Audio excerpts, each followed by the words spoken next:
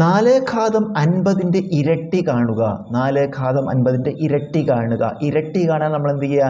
ഇരട്ടി കാണാൻ 2 കൊണ്ട് ഗുണിക്കുക. ഇരട്ടി കാണാൻ 2 കൊണ്ട് ഗുണിക്കുക. അപ്പോൾ 4 ഘാതം 50ൻ്റെ ഇരട്ടി കാണാൻ 4 ഘാതം 50നെ 2 കൊണ്ട് ഗുണിക്കുക.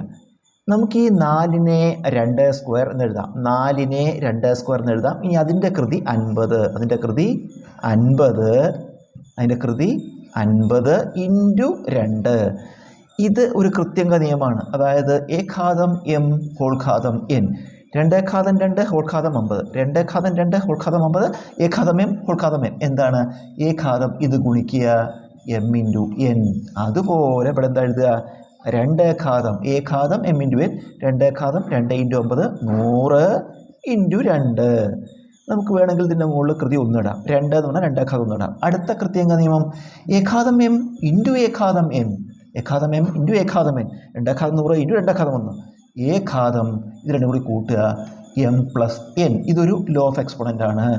അതുപോലെ ഇവിടെ എന്താ വരിക? എ ഘാതം എം ഇൻറ്റു എ ഘാതം എൻ. എ ഘാതം എം പ്ലസ് എൻ. 2 ഘാതം 100 ഇൻറ്റു 2 ഘാതം 1. 2 ഘാതം ഇത് രണ്ടും കൂടി കൂട്ടുമ്പോൾ 100 ഒന്നും കൂട്ടിയ ഉത്തരം 2 ഘാതം 101.